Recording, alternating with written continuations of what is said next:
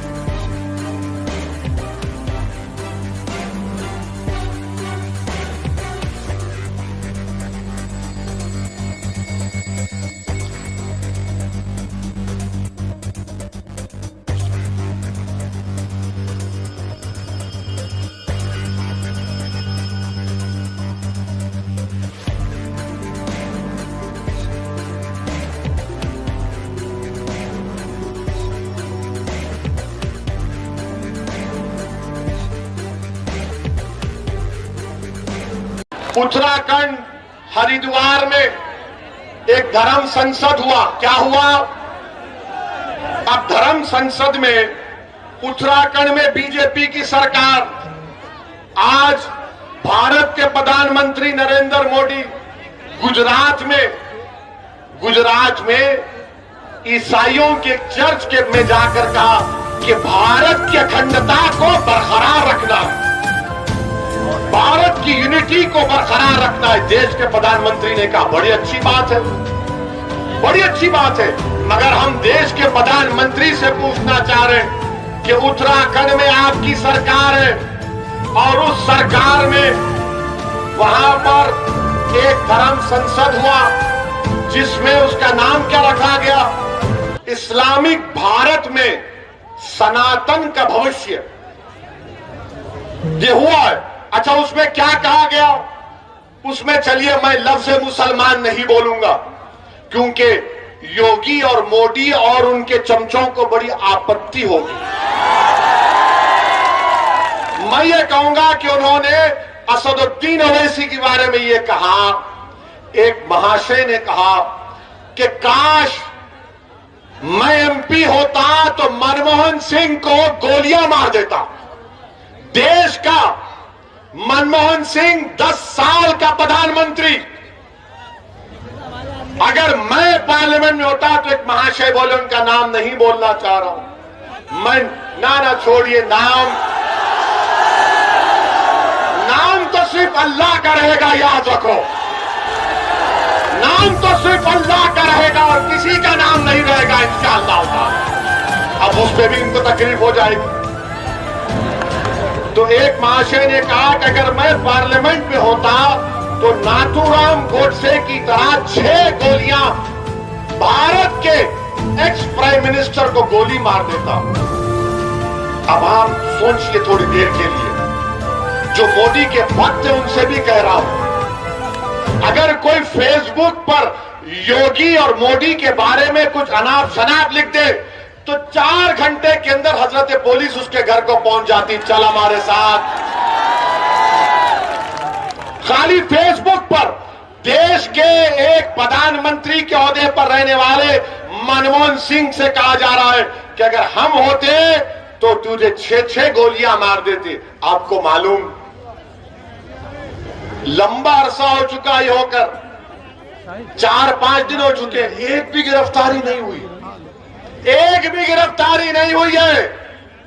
अरे मनमोहन सिंह की तो इज्जत नहीं करते तो देश के प्रधानमंत्री के ओहदे की तो इज्जत करो। आज मोदी प्रधानमंत्री है, कल कोई और होगा इंशाअल्लाह, मगर उस ओहदे की तो अजमत, उसका इकबाल रहना चाहिए ना। कोई कैसे खड़े होकर कह सकता है, कोई कैसे खड़े होकर कह सकता है कि मैं पार्लियामेंट में होता तो 6-6 गोलियां मार देता? मगर कोई एक्शन उत्तराखंड की बीजेपी की सरकार ने नहीं लिया। एक और महाशय थे, उन्होंने क्या कहा? उत्तराखंड के ईसाइयों को कहा क्रिसमस नहीं मनाना, क्रिसमस मनाओगे तो फिर तुम्हारी खैर नहीं है। अच्छा, एक और महाशय ने कह दिया कि मैं भगवा संविधान दे रहा हूं। अब हम पूछना चाहते हैं मोदी जी से, क्या आप ये भगवा संविधान को लेकर आएंगे या अंबेडकर के बनाए हुए संविधान को बरकरार रखेंगे? संविधान की धज्जियां उड़ाई जा रही हैं। बीजेपी, नरेंद्र मोदी सन्नाटे में है।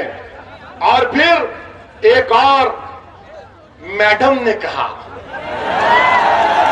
वन मैडम हैज सेड, क्या कहा मैडम ने? मुझे 100 सिपाही चाहिए जो 20 लाख ओवैसी की तरह लोगों को मार दे। भाषण में कहा, कमरे में नहीं, भाषण में कहा। और कहा कि भारत का संविधान गलत है और भारत के लोगों को नाथूराम गोडसे की पूजा करनी चाहिए। क्या करनी चाहिए? पूजा करनी चाहिए। वो गांधी का कातिल हरामी गोडसे की पूजा करेंगे? इस आजाद हिंदुस्तान का अगर सबसे पहला टेररिस्ट कोई था, नाथूराम गोडसे था।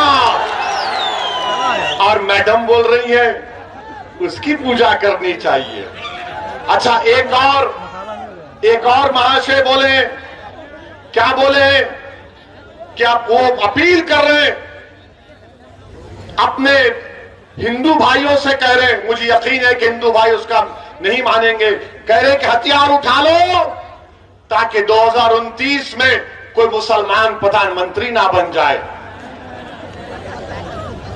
और फिर वही एक और साहब कह रहे हैं कि जिस तरह म्यांमार में रोहिंग्या मुसलमानों को उनके मुल्क से निकाल दिया गया, उसी तरह मुसलमानों से उस तरह का हशर करना चाहिए। कोई मुकदमा नहीं, कोई गिरफ्तारी नहीं। और फिर एक और महाशय ये कह रहे कि शस्त्र रखो, तलवार रखो और जंग तलवार के जोर पर जीती जाएगी। और फिर एक और महाशय ने कहा कि मुसलमानों के गांव को खाली कर दो। और एक और महाशय ने कहा कि जब तुम हमारी इस धर्म संसद से जाओगे तो ये इरादा करके जाओ कि किसी को नहीं छोड़ा जाएगा, रोहिंग्या मुसलमानों की तरह भारत के मुसलमानों का हशर कर दिया जाएगा। मैं नरेंद्र मोदी से एक सवाल कर रहा हूं, आपने गुजरात में आज कहा कि देश की यूनिटी को, अखंडता को बरकरार रखना चाहिए। बताओ, देश के प्रधानमंत्री, आप मेरे भी प्रधानमंत्री हैं, आप देश के प्रधानमंत्री हैं, आपने भारत के संविधान पर हल्फ लेकर भारत के तमाम नागरिकों की हिफाजत का जिम्मा आपने लिया है। बताओ, क्या आप इनकी बातों से मुत्तफिक है? अगर नहीं है तो फिर ये खुले क्यों घूम रहे हैं? और बाबा ये बताओ, ठोक दो, क्या करोगे तुम अब? ये धर्म संसद में इस तरह की बकवास कही गई और वहां के डीजीपी साहब कहते हैं अनलॉफुल एक्टिविटीज प्रिवेंशन एक्ट नहीं लगेगा। डीजीपी साहब, हमको भी थोड़ा कानून आता है, आपकी तरह नहीं आता होगा, मगर भारत का कानून यह है कि जब भारत की आर्मी से कह रहे हैं लोग मुसलमानों को मार दो, तो क्या आप 121A का दफा नहीं लगा सकते? क्यों नहीं लगाया आपने, मेरा एक सवाल। और फिर आप 124A लग सकता है, धमकी 503 लग सकता है, आर्म्स एक्ट लग सकता है, और फिर आप सेक्शन 108 अबेटमेंट लग सकता है। और अगर यूएपीए नहीं लग सकता तो झूठ, यूएपीए में आप इन तमाम ऑर्गेनाइजेशन को बैन करो इनको, जो मनमोहन सिंह को मारने की धमकी दे रहे हैं, जो मुसलमानों को, भारत के मुसलमानों को, रोहिंग्या मुसलमानों का हाल करना चाहते। कुछ एक्शन बीजेपी नहीं लेगी। ये इस तरह की बातें ये लोग कर रहे हैं और बीजेपी के लोग ओवैसी की 45 सेकंड की तकरीर पे पेट में दर्द हो जाता है। आप सोचिए, नहीं ये जज्बात में लाने के लिए नहीं कह रहा हूं, याद रखिए, ये अंग्रेजी में बोलते ना, नहीं ये फ्रिंज है, ये फ्रिंज नहीं, ये मेन एलिमेंट है। जो बीजेपी इनकी सरपरस्ती कर रही है, बीजेपी इनकी तायीद कर रही है, संघ परिवार इनकी सरपरस्ती कर रही है, और इस तरह के बुरे ख्यालात इनके। अब बताओ आप कि एक मजहब के मानने वालों को, जो भारत के बाइज़्ज़त शहरी है, अक़लियत है, अल्पसंख्यक है, माइनॉरिटी है, उनको मारने की बातें हो रही हैं और कोई केस, कोई गिरफ्तारी अब तक नहीं होती। अच्छा, अब सवाल यह पैदा होता है कि क्या अखिलेश यादव की पार्टी ने इनके खिलाफ कंप्लेन की? उत्तराखंड में भी समाजवादी है, कांग्रेस इलेक्शन लड़ने जा रही है, क्या कांग्रेस ने कंप्लेन दी? किसने दी? मजलिस इत्तेहादुल मुस्लिमीन के डॉक्टर नैयर कासमी ने जाकर कंप्लेन दी। क्यों कंप्लेन नहीं दी समाजवादी और कांग्रेस ने? तो बोलेंगे वो वोट नहीं मिलेगा हमको, वो वोट नहीं मिलेगा हमको। अरे तुम वोट की क्यों बात कर रहे? देश को बचाओ। जब देश बचेगा तो जमहूरियत रहेगी। ये देश में अनार्की पैदा करना चाह रहे, मगर समाजवादी कुछ नहीं बोलेगी, कांग्रेस कुछ नहीं बोलेगी, और क्या बोलेगी? ये ओवैसी का भड़काऊ भाषण होता है, ये भड़काऊ भाषण देता है। मैं एक एक लफ्ज को सच्चाई के साथ बयान कर रहा हूं, एक एक लफ्ज को सच्चाई के साथ आपके सामने बयान किया हूं।